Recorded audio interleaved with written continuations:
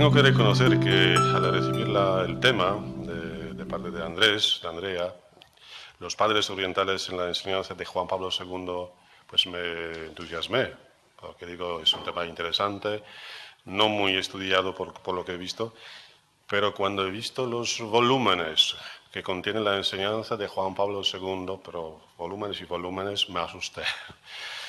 Porque digo, ¿cómo hacerlo? O sea, buscar los nombres que aparecen en los sermones, discursos, homilías, o también buscar digamos, sus aportaciones o las influencias de estos padres. Entonces, como marco, he preferido hablar de la carta que ya ha sonado esta mañana, Orientale Lumen, porque me parece muy importante y ahí está justamente ya contenida o resumida la enseñanza de los padres orientales. Pues sin más, el año pasado hemos celebrado las bodas de plata de la Carta Orientale Lumen de Juan Pablo II, publicada el 2 de mayo de 1995. El origen de este texto pontificio es el centenario de la Carta Apostólica Orientalium Dignitas Ecclesiarum de 1894 de otro papa, León XIII. El papa León XIII pretendía mostrar a la Iglesia latina, subrayo, la importancia del desarrollo de las tradiciones orientales para ilustrar mejor la nota de la catolicidad de la misma Iglesia. Un siglo después, también en las condiciones históricas evolucionadas y eclesiales, Juan Pablo II percibe la misma necesidad como algo necesario y urgente. 26 años después, creo que las intuiciones del Papa polaco siguen vigentes. Lo que hemos oído esta mañana, la Iglesia no es la Iglesia solo latina, ¿verdad? Es cierto que la Carta Orientale Lumen no es encíclica, ni aborda propiamente hablando cuestiones doctrinales. Se presenta más bien como sencilla y sincera carta en la que su autor muestra su admiración por la historia, los santos, la liturgia y la espiritualidad de las iglesias orientales, tanto católicas como no católicas. El escrito de Juan Pablo II solo puede apreciarse, creo, después de una atenta lectura, o mejor, después de una meditación pausada y personal. El tono general del texto es profundamente meditativo, casi contemplativo, y si se consideran las numerosas expresiones, marcado con un fuerte timbre personal. He querido que una llamada, mi mirada se vuelve a la Orientale Lumen, mi pensamiento se dirige a las iglesias de Oriente, me pongo a la escucha de las iglesias de Oriente. ¿Por qué Juan Pablo escribe esta carta apostólica? Ya hemos visto, él mismo lo explica, la luz del Oriente, Orientale Lumen, ha iluminado a la Iglesia Universal desde que apareció sobre nosotros una luz de la altura, Jesucristo nuestro Señor, a quien todos los cristianos invocan como Redentor del hombre y esperanza del mundo. En efecto, dado que creemos que la venerable y antigua tradición de las iglesias orientales forma parte integrante del patrimonio de la Iglesia de Cristo, la primera necesidad que tienen los católicos consiste en conocerla, subrayo, en conocerla para poderse alimentar de ella y favorecer, cada uno en la medida de sus posibilidades, el proceso de la unidad. Nuestros hermanos orientales, católicos, tienen plena conciencia de ser, junto con los hermanos ortodoxos, los portadores vivos de esta tradición. Es necesario, sigue Juan Pablo II, que también los hijos de la Iglesia Católica de tradición latina puedan conocer con plenitud ese tesoro. Juan Pablo II recoge, por tanto, dos intuiciones de León XIII. Hay que conocer las tradiciones orientales y mostrar la catolicidad de la Iglesia. El Oriente cristiano no es un apéndice o un museo del Occidente católico, sino que pertenece justamente a la más amplia cristiandad. La Iglesia Católica Latina ha de conocer y escuchar y estudiar el Oriente cristiano. En esta línea, la Orientale Lumen ofrecía y sigue ofreciendo a los católicos latinos y orientales un horizonte eclesiológico y ecuménico en parte nuevo y ciertamente comprometedor. Pero detrás de la carta de Juan Pablo II están también motivos personales. En el número 3 reconoce que es hijo de un pueblo eslavo. Y a lo largo de su pontificado se observa en su magisterio una gran sensibilidad y valoración de las iglesias orientales, de los padres orientales, de los padres capadocios, de la liturgia oriental, de las culturas y lenguas.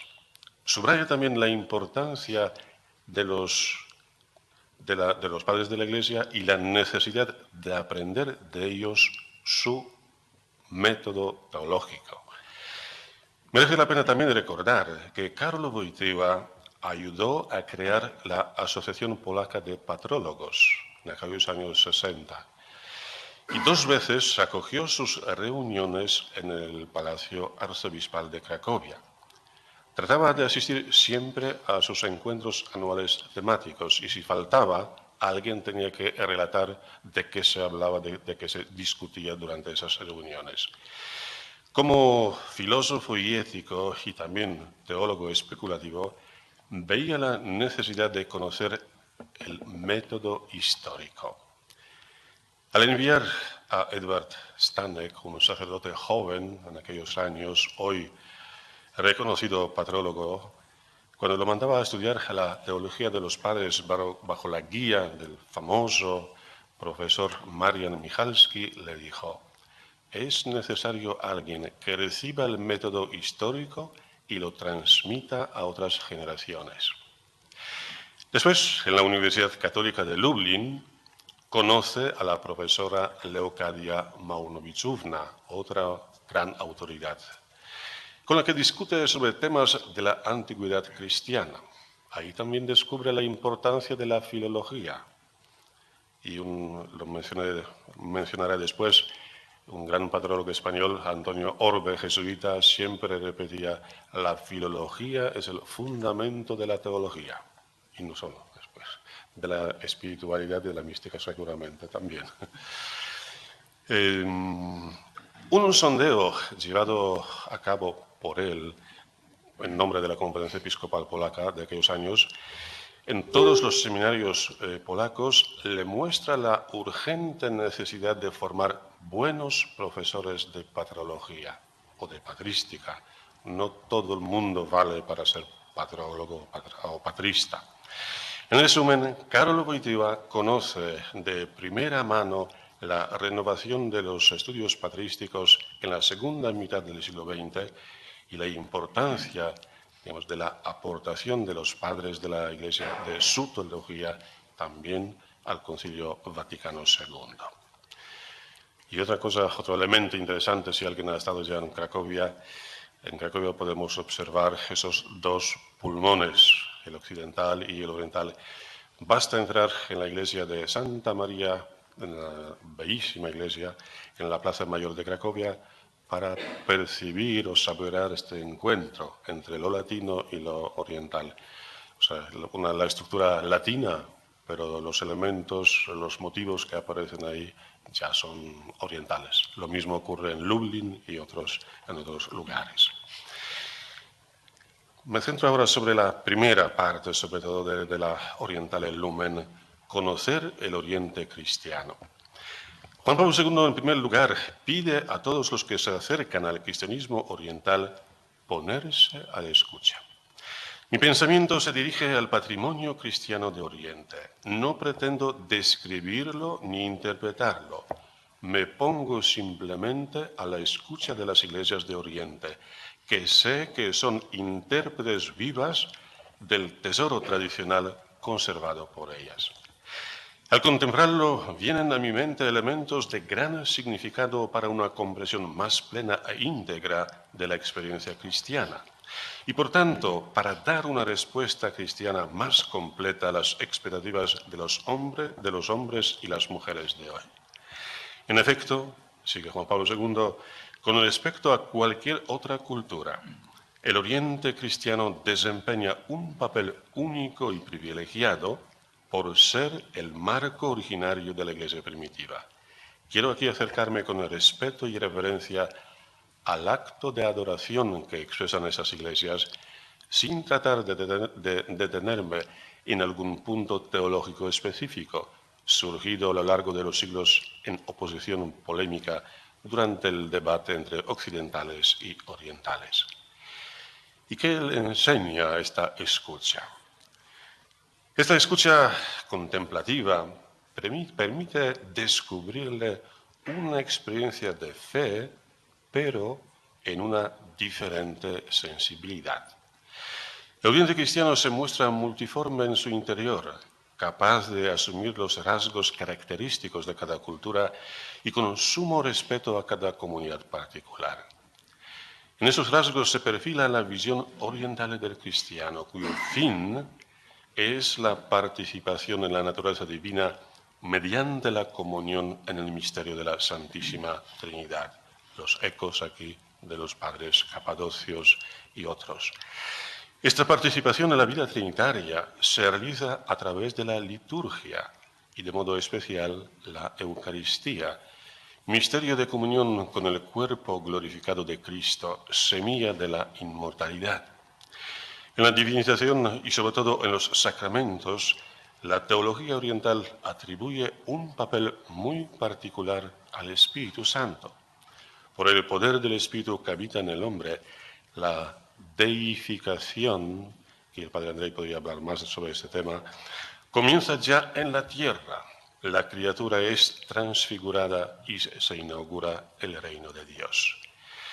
La enseñanza de los padres capadocios sobre la divinización recogida por el Juan Pablo II ha pasado a la tradición de todas las iglesias orientales y constituye parte de su patrimonio común.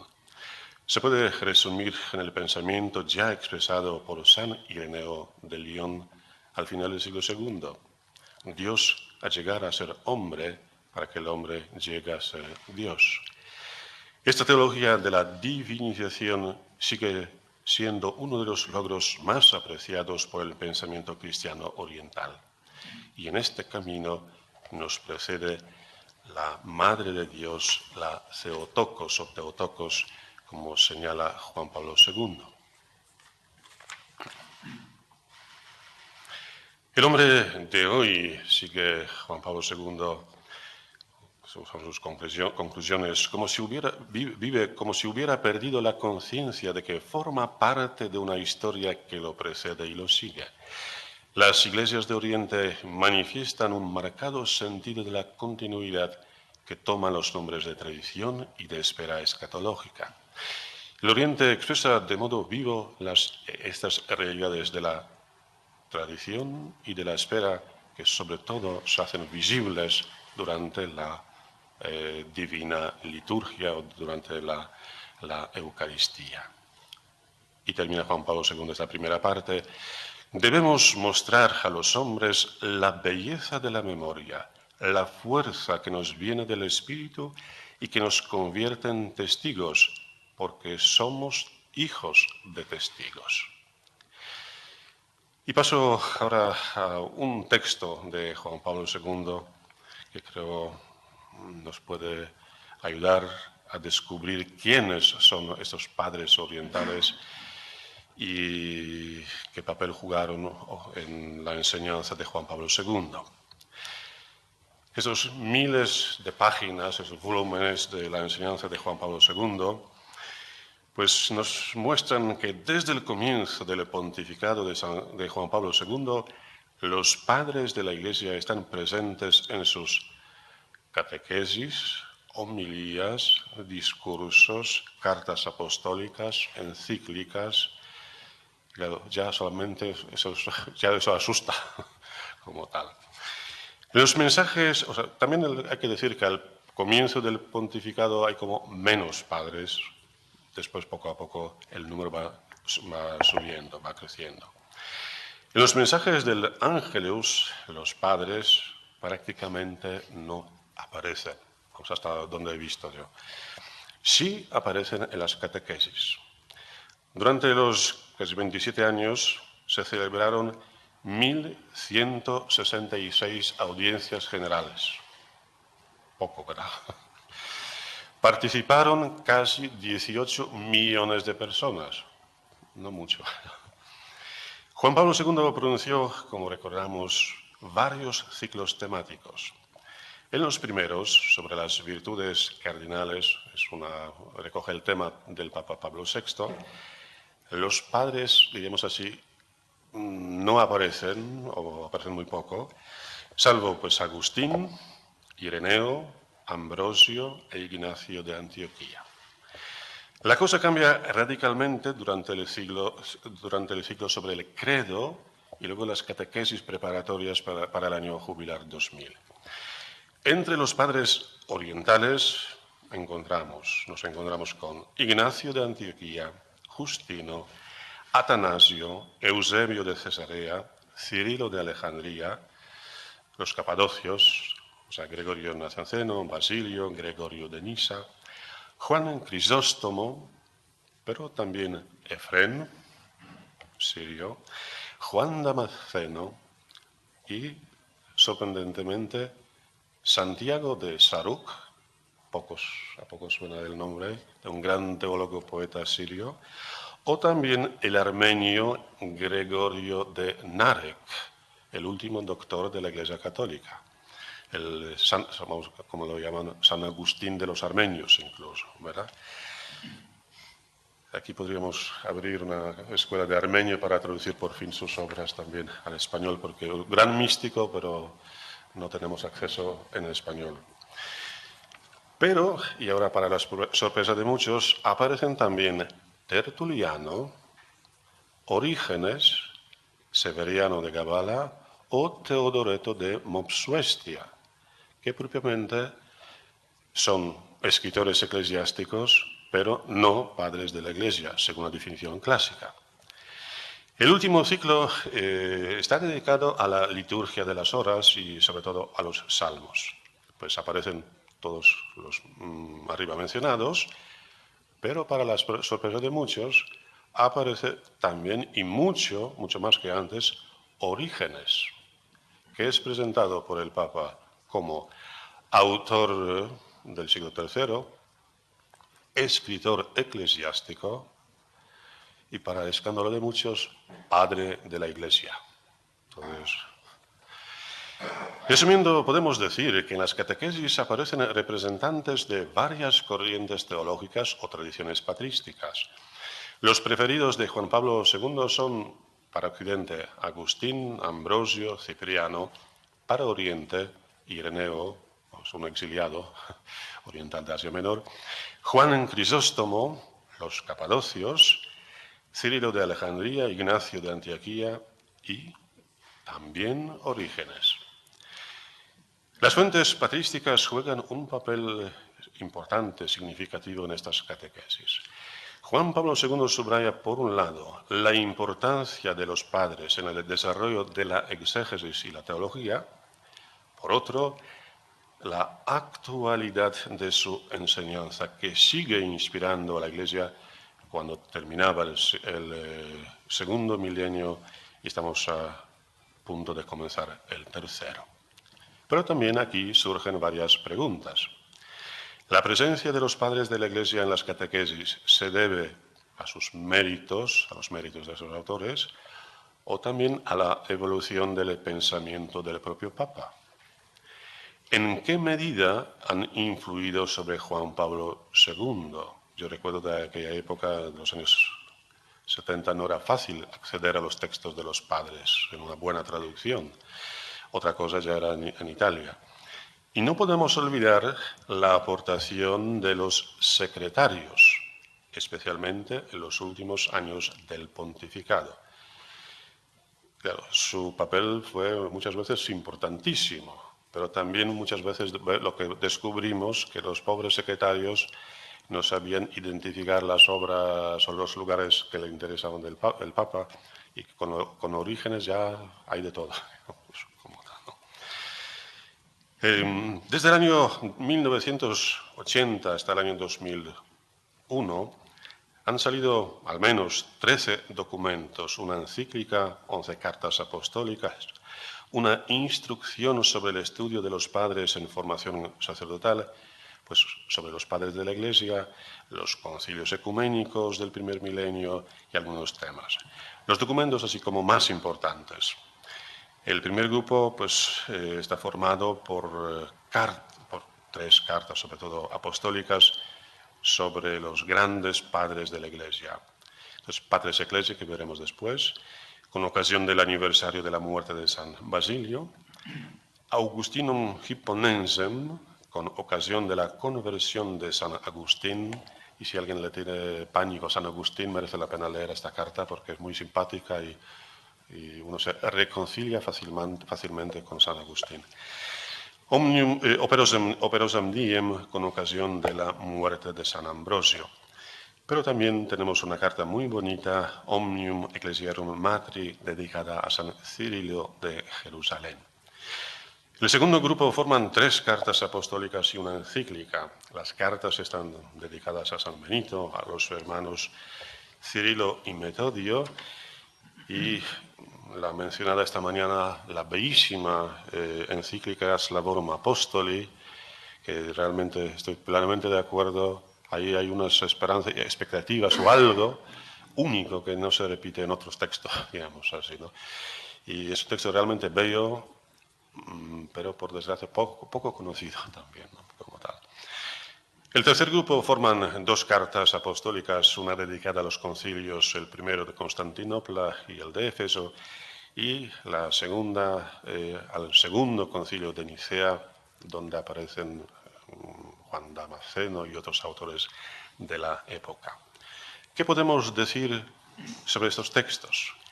En primer lugar, incorporan los mejores resultados de la historiografía, los métodos, los descubrimientos. Los padres son presentados en su contexto y a través de sus textos. No hay dogmas o opiniones impuestas.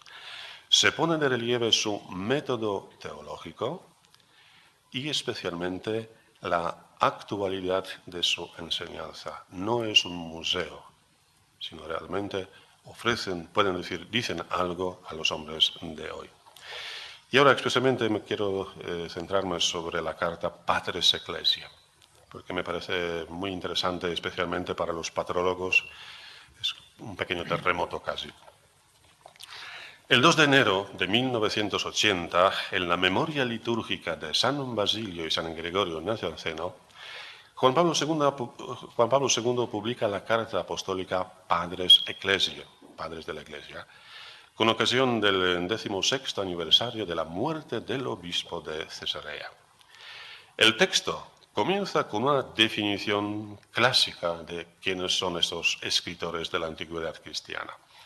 Padres de la Iglesia se llaman con toda razón aquellos santos que con la fuerza de la fe, con la profundidad y riqueza de sus enseñanzas, la engendraron y formaron en el transcurso de los primeros siglos. El documento recuerda la definición clásica, que remonta a Vicente de Lerins.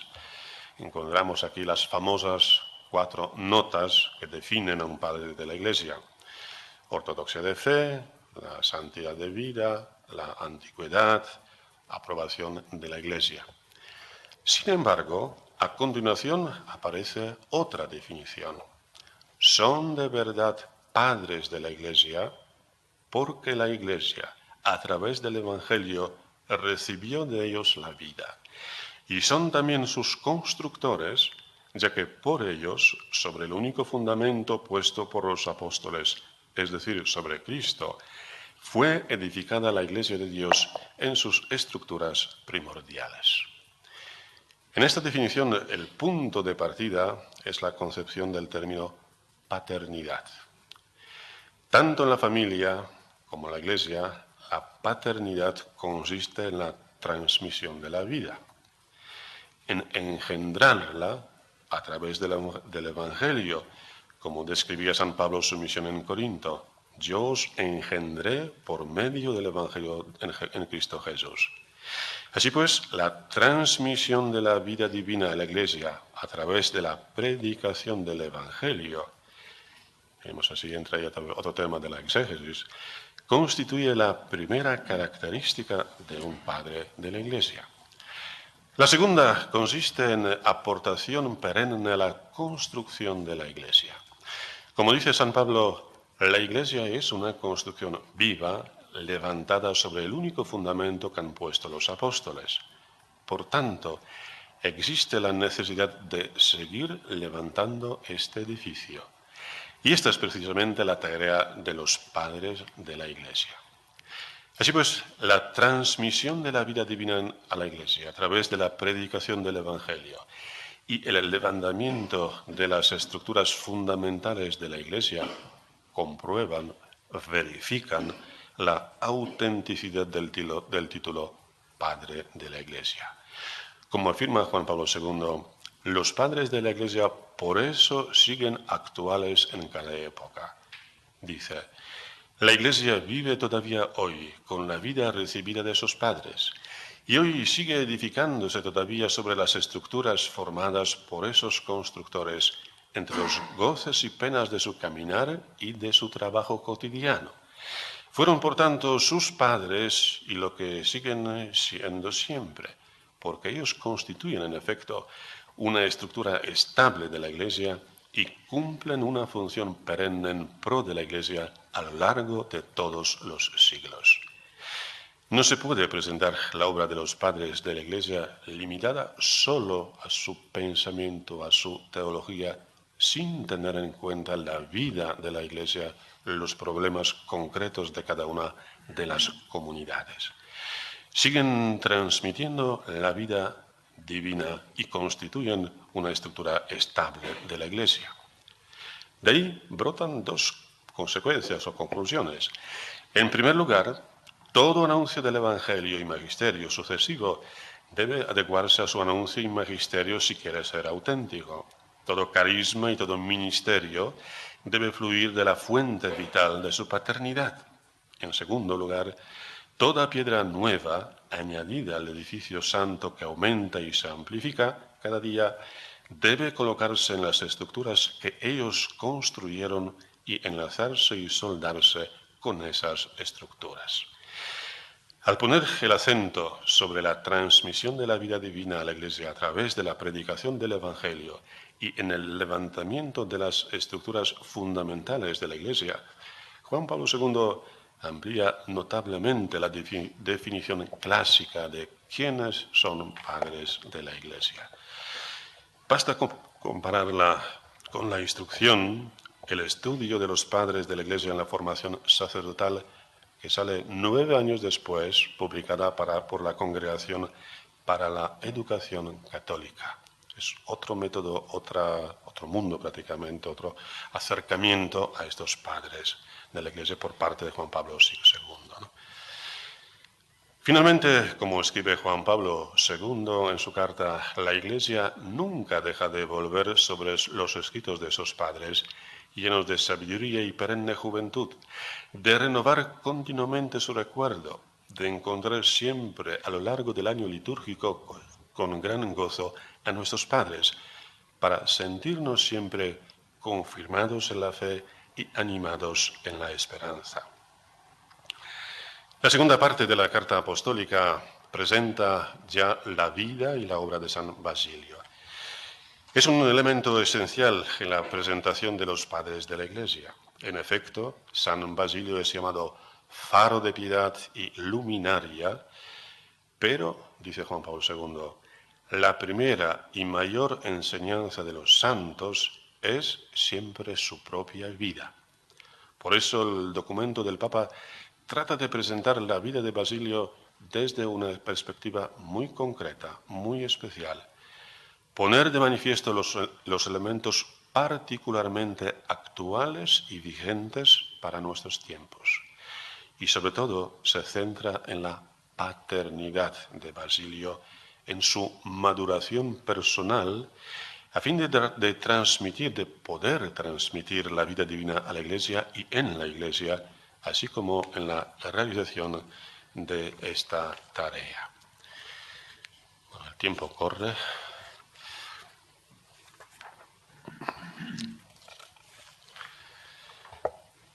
San Basilio, con gran celo y amor, custodiaba también la integridad de la fe cristiana.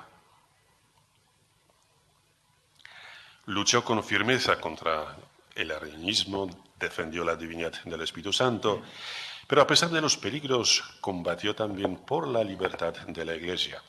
Como verdadero obispo, no dudaba en enfrentarse a los poderes públicos para defender su propio derecho y el del pueblo de Dios, a profesar la verdad y poder seguir el Evangelio.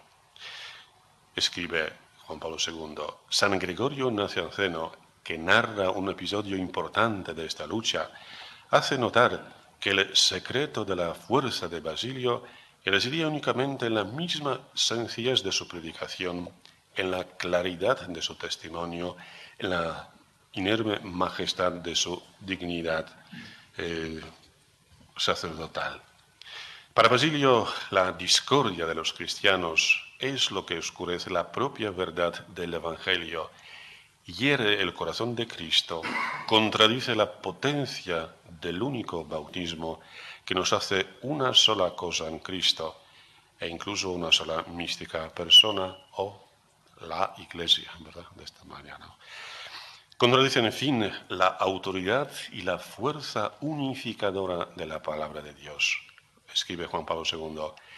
La división de las iglesias es, por tanto, un hecho tan clara y directamente anticristológico y antibíblico que, según San Basilio, el único camino para recomponer la unidad es la conversión de todos a Cristo y a su palabra. La carta apostólica Patres Ecclesiae de Juan Pablo II, hay que decirlo, marca un estilo muy especial, peculiar para las siguientes cartas dedicadas a los padres de la Iglesia. Como decía antes, el Papa siempre acude a los mejores especialistas, a los mejores estudios a la hora de prepararla. Los padres no pertenecen al museo, al pasado. Son personajes de carne y hueso, personas vivas que hoy día ofrecen puntos actuales y podemos dialogar con ellos. Antonio Orbe siempre decía, cuanto más tiempo dedicamos a estos autores, a estos padres, tomando un café con ellos, cuanto más dialogamos con ellos, más nos abren su corazón como tal. Y vamos ya para terminando, Orígenes, que ha salido. ¿Un padre de la Iglesia o no? ¿Verdad? Porque, como recordamos, fue condenado por el Segundo Concilio de Constantinopla, 553. Después, la mala fama que le acompañaba siempre, pues le acusaron de muchísimas herejías, incluso herejías que se contradicen mutuamente, digamos. Henri Cluzel, que dedicó toda su vida a Orígenes, en su famoso libro Orígenes, un teólogo controvertido, que está en la BAC, pues dice, enumera todas esas herejías, es una página y algo más todavía, como tal. Por eso la aparición de Orígenes en los textos pontificios pues es algo que llama la atención. Pero son solamente algunos ejemplos. La primera mención de Orígenes la encontramos ya en 1979 en un discurso dirigido a un grupo de peregrinos de Piacenza. Comentando el famoso pasaje del Evangelio de Juan, junto a la cruz estaba María, pues el Papa dijo, los antiguos padres de la Iglesia veían en esta escena un profundo sentido teológico, como Orígenes. Vemos que aquí en esta primera mención, pues Orígenes aparece como un padre de la Iglesia. La misma situación vuelve a ocurrir después, también especialmente en la catequesis sobre la creación. Dejemos hablar a los padres de la Iglesia como Orígenes, Hipólito, Basilio de Cesarea, Ambrosio de Milán. O sea, buena compañía, ¿verdad? Como tal, ¿no? También en 1979, en la exhortación apostólica Catequesis Tradende, en el número 12, también nos encontramos con Orígenes como un gran maestro de la escuela catequética, preocupado por la formación de las comunidades cristianas. Y de nuevo aparece junto a los grandes padres de aquella época. Más espacio le dedica a Orígenes en la encíclica Fides et Ratio, en el número 39, cuando habla de la relación entre la fe y la filosofía. Solamente leo un fragmento. En la historia de este proceso es posible verificar la recepción crítica del pensamiento filosófico por parte de los pensadores cristianos. Entre los primeros ejemplos que se pueden encontrar es ciertamente significativa la figura de Orígenes. Contra los ataques lanzados por el filósofo Celso, Orígenes asume la filosofía platónica para argumentar y responderle. Es decir, a Orígenes se le atribuye aquí un papel muy importante, ser precursor de la teología entendida como ciencia. Lo mismo después pone de relieve el cardenal Ratzinger en la presentación de este texto. Y ahora 3 curiosidades, casi para terminar. En su libro Cruzar el umbral de la esperanza, Juan Pablo II de nuevo cita la autoridad de Orígenes. Pero cuando habla de temas escatológicos, especialmente la llamada apocatástasis, la salvación universal para todos, ¿no?, lo coloca entre Bulgakov y von Balthasar. Pues este fragmento se encontró con una feroz crítica de los miembros de la Fraternidad de San Pío X. En su revista, Sodalicium, se podía leer: ¿quiénes son los grandes para Wojtyła? Orígenes, condenado precisamente a causa del infierno. Bulgakov, hereje gnóstico. Baltasar, del que se puede decir tantas cosas. Pero San Agustín, Santo Tomás, en absoluto, no son nadie. Como tal. El Papa cita muy a menudo las homilías de Orígenes sobre los salmos, en esas catequesis, en el último ciclo no terminado por él. Entonces, en estas catequesis, Orígenes aparece como escritor cristiano, un gran escritor cristiano del siglo III, famoso escritor cristiano del siglo III, pero también padre de la Iglesia. La clara diferencia entre padre de la Iglesia y escritor eclesiástico, aquí referido a Orígenes, aparece en el discurso pronunciado en el Cairo en febrero del año 2000. En tiempos cristianos, la ciudad de Alejandría, donde el evangelista San Marcos, discípulo de San Pedro y San Pablo, fundó la Iglesia, fue la cuna de renombrados escritores eclesiásticos como Clemente y Orígenes, y de grandes padres de la Iglesia como Atanasio y Cirilo. La fama de Santa Catalina de Alejandría sigue presente en la devoción cristiana y en el nombre de muchas iglesias en todo el mundo. Egipto, con San Antonio y San Pacomio, fue el lugar del nacimiento del monaquismo, que ha desempeñado un papel esencial en la salvaguardia de las tradiciones espirituales y culturales de la Iglesia. Claro, sabemos que para Juan Pablo II este viaje a Egipto fue muy importante, significaba mucho por él, pero también era necesaria, digamos así, la disciplina lingüística, terminológica sobre todo, allí. Bueno, pero este trato que ofrece Juan Pablo II a Orígenes también, creo, nos recuerda la gran aportación de los grandes patrólogos que renovaron los estudios patrísticos en la segunda mitad del siglo XX. Y como estamos en España, pues aquí hay que mencionar siempre a Antonio Orbe, el jesuita, que proponía estudiar la llamada patrología de otra manera. De manera clásica es los padres latinos, los padres griegos. Parecen dos mundos distintos, sin ninguna casi conexión. El padre Antonio Orbe proponía hacer lo siguiente: es mejor hablar hoy día de tres grandes tradiciones patrísticas: la asiática, Ireneo, el mayor representante; la alejandrina, Orígenes; y la africana, San Agustín. Y ver que comparten las mismas tradiciones, o forman parte de las mismas tradiciones, tanto los padres latinos como los padres griegos. Por ejemplo, dentro de la tradición alejandrina está Orígenes, pero no hay más, así, como miembro de derecho pleno de esta tradición como San Ambrosio, y después San Jerónimo y otros muchos también, ¿no? Y los redentoristas también.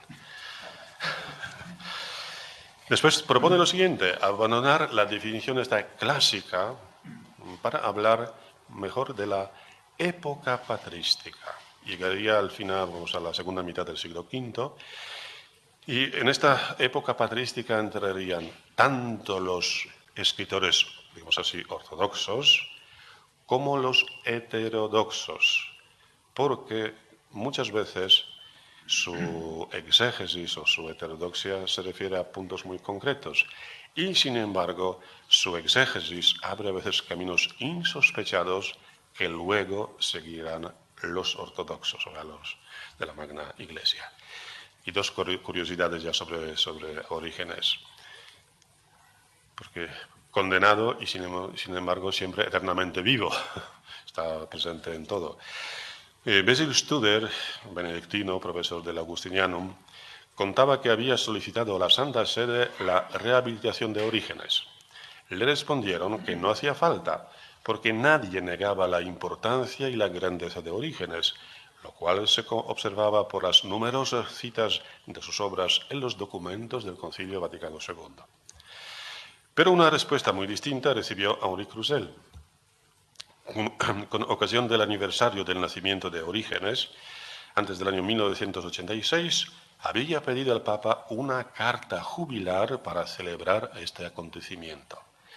Desde una congregación cuyo nombre no quiero decir, le respondieron que esto era imposible porque significaba poner en duda la enseñanza del Concilio de Constantinopla del año 553 y la autoridad de San Jerónimo. Y hay que recordar que San Jerónimo copiaba y plagiaba prácticamente todas las obras exegéticas de Orígenes. Después también hacía lo mismo, ya sin mencionar su nombre, ¿no?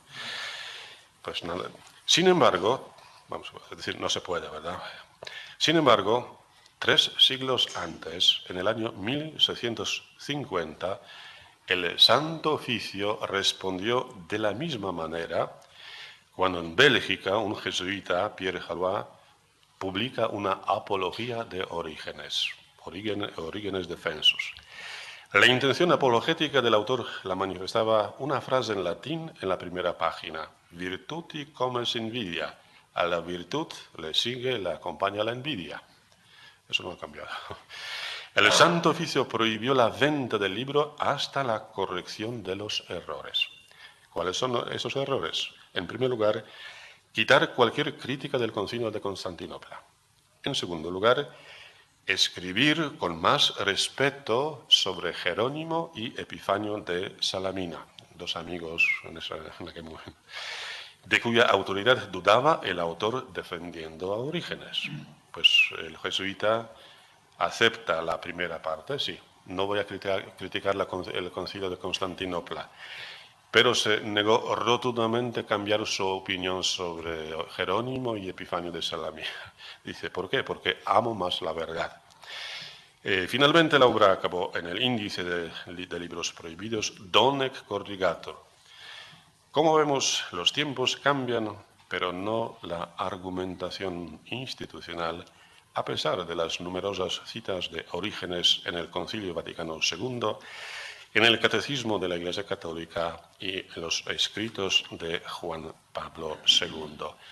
Y ya como una conclusión, o sea, esta aportación de los padres en general, pero también los orientales. Los padres revelan la teología involucrada en la práctica de la vida y no al margen de ella. Es una disciplina que responde a las preguntas de la gente, no problemas en sí para ser resueltos. El pensamiento de los padres no es la teología de las aulas universitarias, es la teología predicada con pasión desde los púlpitos, la teología de los obispos pero pastores. Y creo que nos faltan estos obispos, pastores, también en el siglo XX y también en nuestro siglo. Porque, como suele repetir el profesor Juan José Ayán, en aquella época los hombres grandes hacían famosas ciudades o pueblos pequeños. Hoy día las ciudades grandes hacen famosos a los no tan grandes. Muchas gracias.